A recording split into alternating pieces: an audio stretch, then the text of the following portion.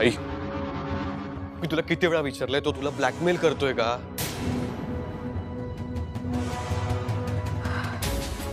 वेदांत, मला असं वाटतं आपण या विषयावर नको बोलायला आता. आता तू जे काही केलंयस ना त्याबद्दल बोलूया. वेदांत, राजीनामा मागे घे. आई, हे बघ, माझी कंपनी, आपले पैसे हे महत्वाचं नाहीये. तू मला सांग ना, तू कसल्या प्रेशर खाली आहेस? आई बोल ना. अगं मी क्लिअरली ऐकलंय, त्या पुरुषोत्तमने बाबांच्या चुका अंगावर घेतल्या, तसं तू बोललीस.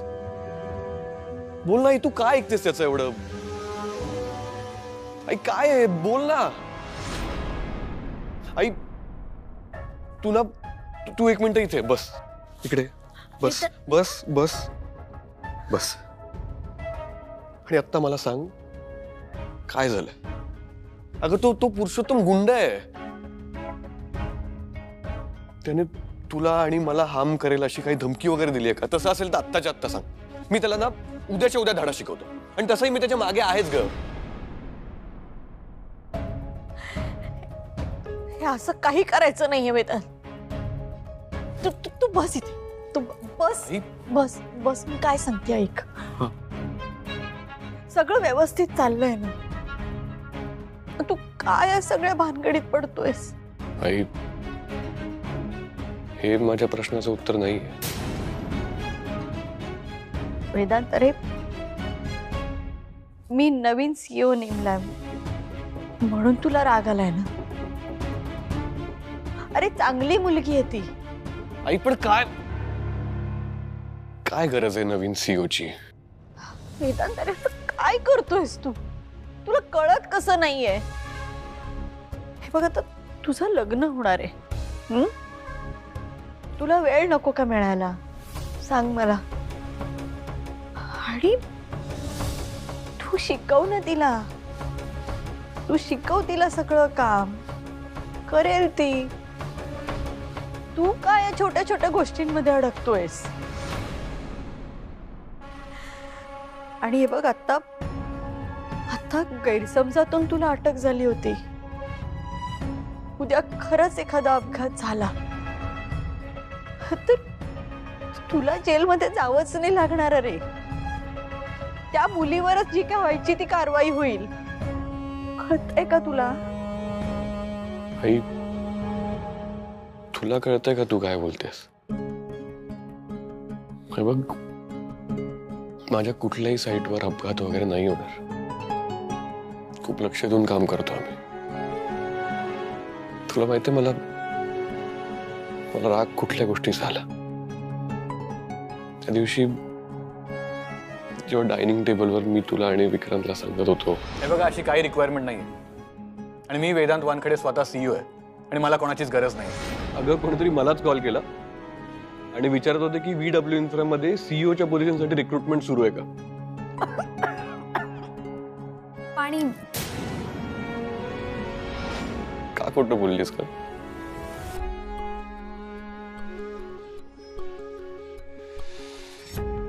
दिस इज नॉट डन. आई, म्हणजे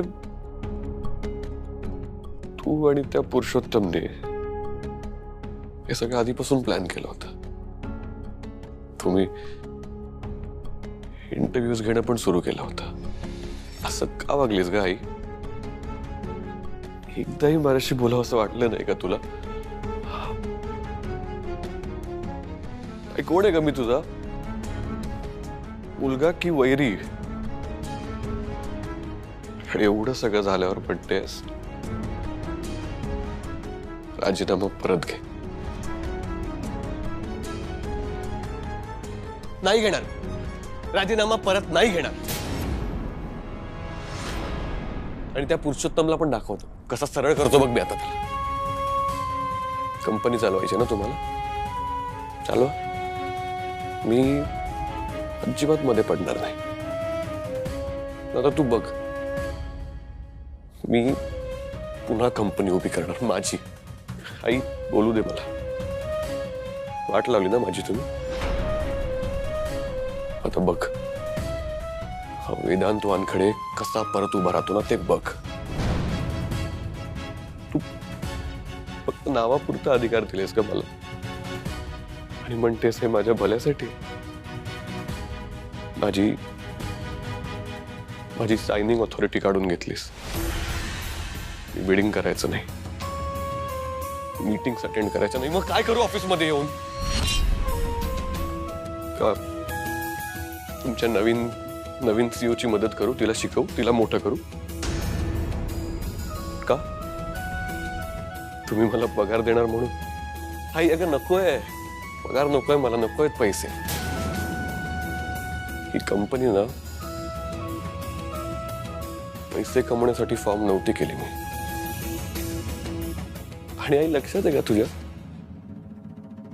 जेव्हा ही कंपनी फॉर्म केली होती तेव्हा मी पहिले 3 वर्ष पैसेच घेतले नव्हते. अगं खर्चासाठी तुझ्याकडे पैसे मागायचो, विसरलीस? आणि आई सगळ्यात महत्वाची गोष्ट, VW इन्फ्रा, नूतन वानखेडे आणि वेदांत वानखेडे या आई आणि मुलाची कंपनी होती. मग पुरुषोत्तम काय येतोय मध्ये? हे बघ, मान्य आहे तो बाबांचा उजवा हात होता, मान्य आहे तुझा त्याच्यावर खूप विश्वास आहे, पण म्हणून माझी स्वप्न डिस्ट्रॉय करायचा हक्क कोणी दिलाय त्याला? आई मला नाही, मला हे सगळं मान्य नाहीये, नाही पटत आहे मला. आणि आई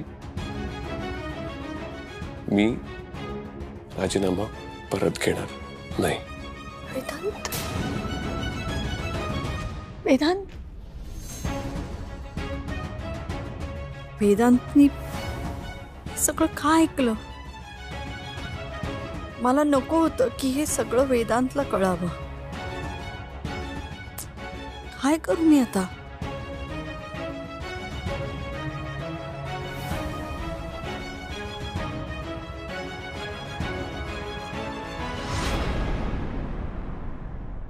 मला स्वप्नात सुद्धा वाटलेलं होतं की वेदांत राजीनामा देईल. आपण जो विचार करतो त्याच्या अगदी विरुद्धच वागतोय तो, घडतंय सगळं. हो पण आता ह्यानी राजीनामा दिल्यावर करायचं कसं? कोण सांभाळणार एवढी मोठी कंपनी?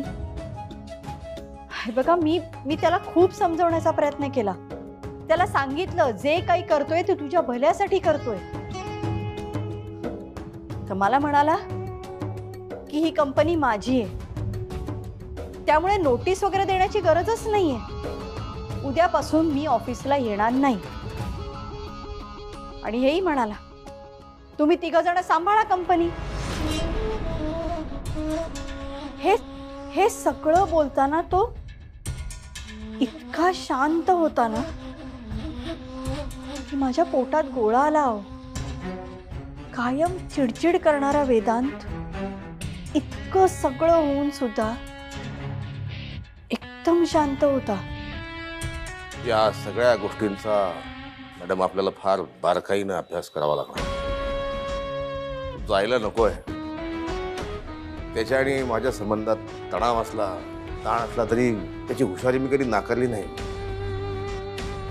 मला असं वाटतंय की वेदांच्या ह्या सगळ्या वागण्याच्या मागे त्याला कोणाची तरी फूस आहे. असू शकते. पण आता मला सांगा काय करायचं आपण? आपल्याच्यानी होणार आहे का? मी त्या मुलीला बोललोय, म्हणाली सांभाळेन म्हणून. हुशार आहे ती. इतक्या कमी वेळात इतकी मोठी जबाबदारी टाकायची तिच्यावर? अजिबात काळजी करू नका मॅडम. तुम्ही घरी जा, बोला त्याच्याशी, होईल सगळं व्यवस्थित. तो जायला नकोय. ठीक आहे, बघते बोलून. येते.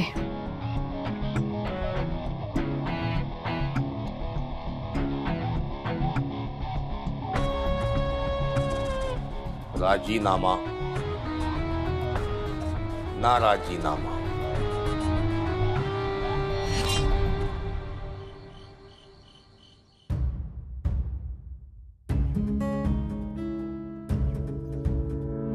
दादा तू रिझाईन केलंस? अरे दादा, कंपनी तुझी, स्वप्न तुझी, मेहनत तुझी, आणि तूच कसं रिझाईन करू शकतोस? ऐका, आता मी पहिलं आणि शेवटचं सांगतो, मी या विषयावर बोलणार नाही. आणि हा खूप सिरियस विषय आहे, तर तुम्ही यात पडू नका. या सगळ्यापासून लांब राहा. उगाच तुमचा वेळ आणि तुमचा मूड खराब करून घेऊ नका. अरे दादा पण विक्रांत, मी काय सांगितलंय नको पडूस यार. Don't worry, I can fight my on battles. हे बघ, मला सगळं मान्य आहे, पण निघा निघा निघा, मला खूप काम आहे. दादा चल, आरती तू पण चल.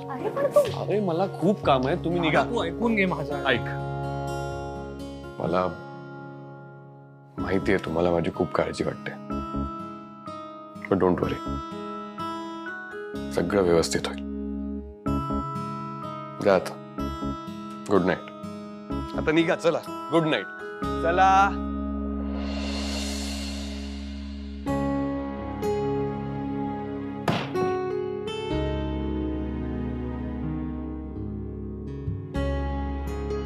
घरी राहिलो तर सगळ्यांनाच त्रास होणार आहे.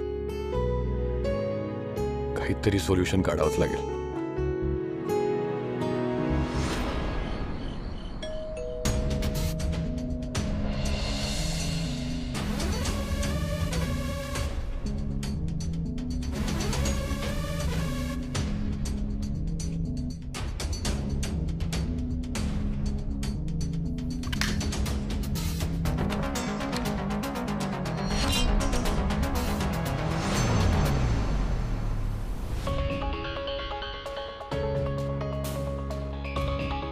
या या या या सर वेदांत वानखेडे, फार बरं वाटलं तुमचे पाय आमच्या या छोट्याशा झोपडीला लागले ते. अलभ्य लाभ, अलभ्य लाभ. बोला काय घेणार? चहा, कॉफी? अरे बाप रे,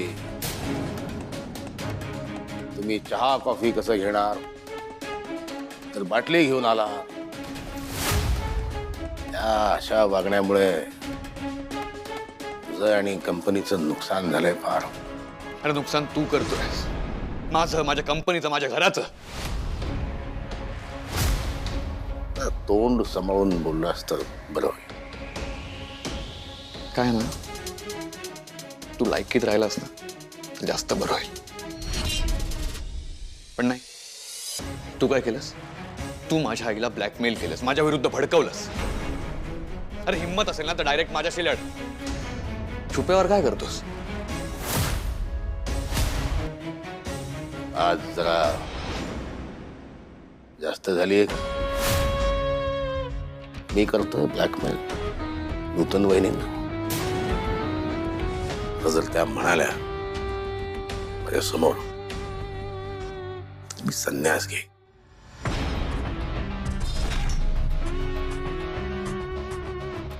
संन्यास तर तुला मी घ्यायला लावणारच आहे. काय ना, VW इन्फ्रा ही कंपनी मी उभी केली. शून्यातून विश्व निर्माण केलंय. मी घाम गाळलाय. आणि तू काय आयत्या पिठावर रेगोट्या मारतो.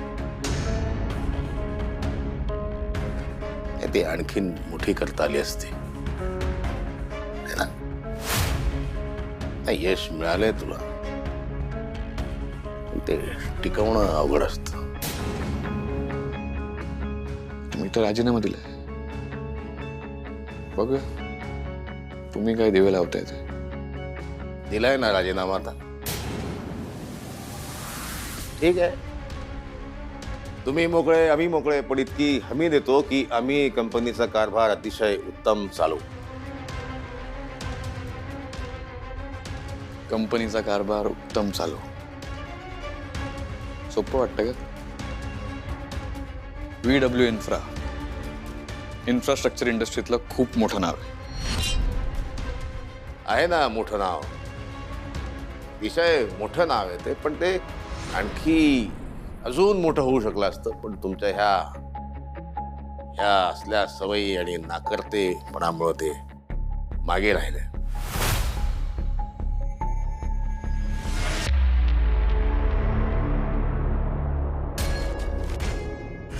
पुरुषोत्तम गुडपल्लीवर साहेब, इन्फ्रास्ट्रक्चर म्हणजे काय? बरं जाऊ दे. इन्फ्रास्ट्रक्चरची स्पेलिंग तरी माहितीये का? हेच हेच याच्यामुळेच तुझी अशी अवस्था झाली. तू माझं सोड रे, तुझं बघ. तू ना लांडगा आहेस, लांडगा. आणि लांडगा फक्त लचके तोडू शकतो, पण जो वाघ असतो ना, तो लचके तोडणाऱ्या लांडग्याच्या कळपात शिरून कधी शिकार करू शकतो. आणि आता काय, मी कंपनीतून बाजूला झालोय. दाखव कंपनी चालवून. वशिला लाच याचा वापर न करता प्रोजेक्ट मिळवून दाखव. आणि मी कंपनी सोडली. आता बघूया तुम्ही काय दिवे लावताय. आणि पुरुषोत्तम गुडपल्लीवर साहेब सगळ्याचा हिशोब करणार, तेही व्याजात सकट. लक्षात ठेवायचं.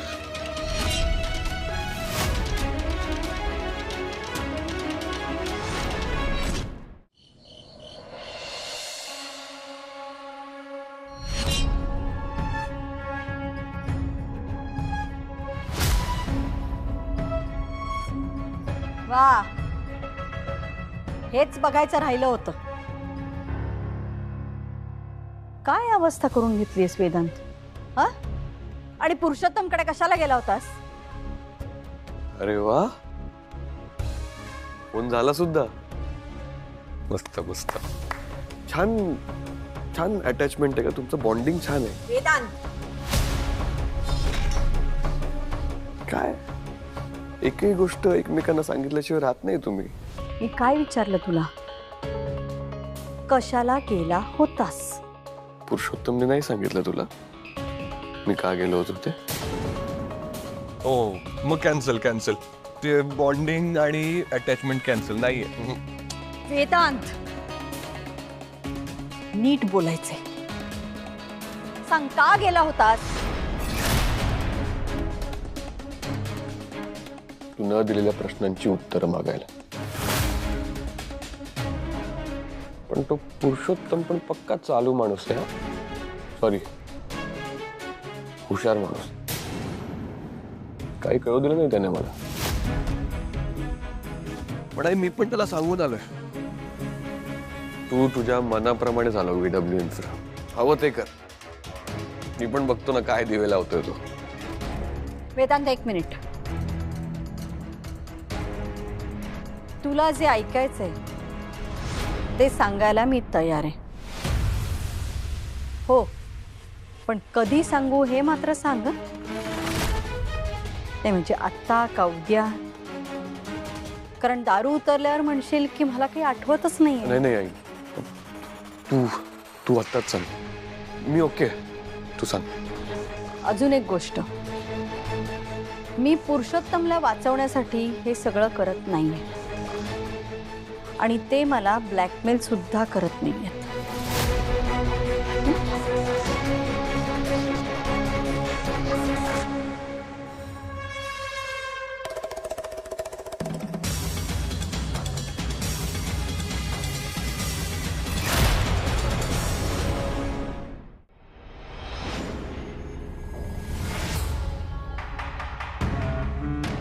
इधर वानखेडे